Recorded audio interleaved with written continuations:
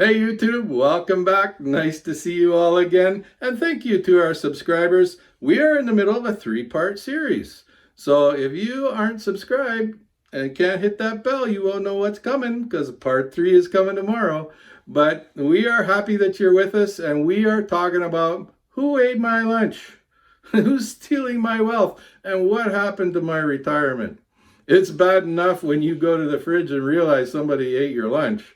But it's even worse when you realize somebody's eating your wealth and stealing your retirement. So worst of all is that when you realize there's actually 3 enemies that's after you, and they're coming to eat your lunch, and it's stealing your chance to have a good retirement or a decent one. Yesterday, we talked about the number 1 enemy. That was what? Taxation. Yeah, you got it. Let's meet the other 2 enemies that's trying to steal our money today. Hey, it's Brad. Welcome back to Brad's Bread and Butter. And let's go see who's eating our money. So we're talking about the 3 enemies who want to steal our money. They are taxation, we talked about yesterday. And today we're going to talk about inflation and market fluctuation. Let's look at inflation first. Let's talk about the housing market to understand inflation. 30 years ago, you could buy a nice house in Toronto for $300,000. You remember those days? Yeah, right. Well, guess what? In Toronto today, how about 1.5 million?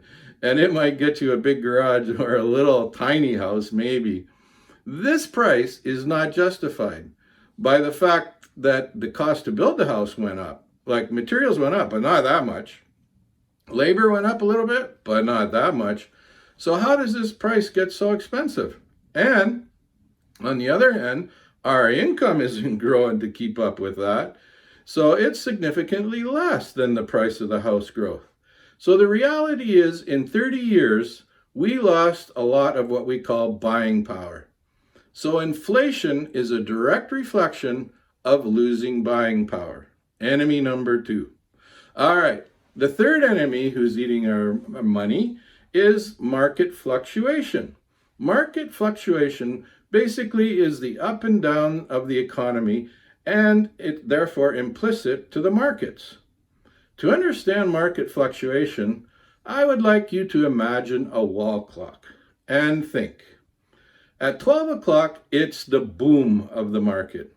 At 12 o'clock, you can take a dart and throw it at a list of stocks, and the stock that you hit with the dart, it will make you money. Basically, at this level, every stock is making money. At 3 o'clock, the market starts to slow down. And it's not that easy to make money as it was at 12 o'clock when the boom was on the market. At 6 o'clock, we're in a recession. The market is crashing. Now it's the end of the world and everything is the red. Everybody's losing money left and right. At 9 o'clock, the market's starting to come back and people start having some hope. They can start making some money again now. That's 9 o'clock. This is market fluctuation. The market is cyclical. What goes up eventually has to come down, and what is down may actually come up.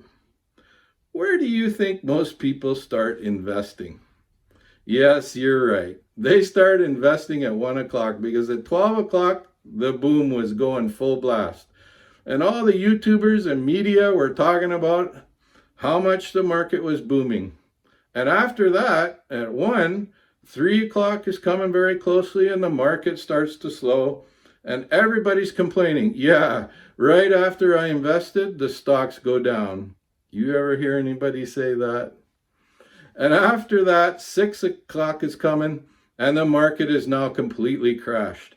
And most of the people, instead of buying at 6 o'clock, they decide to cut their losses and they sell. After they sell, the market starts to recover and the market comes back. And people now say, that's my luck. After I sell, the market decides to come back. And when the market starts booming and people make money, the YouTubers talk about how great the market is. And at 1 o'clock, some people come out of their depression and they say, oh, well, With the little that's left, I'll try one more time. And with the little money I have left over, and history repeats itself again and again.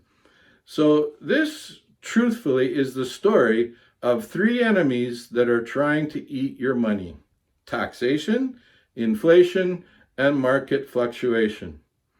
But remember, I'm not a financial advisor, and this video is not advertising you or any way, shape, or form. This video is for entertainment only, and please do your own research.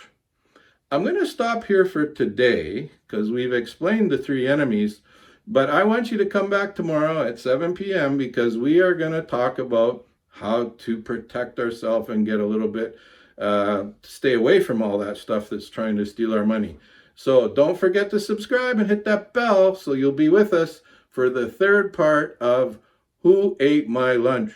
Who's stealing my money? All right, thanks YouTube. Keep it in the green. We'll see you again tomorrow.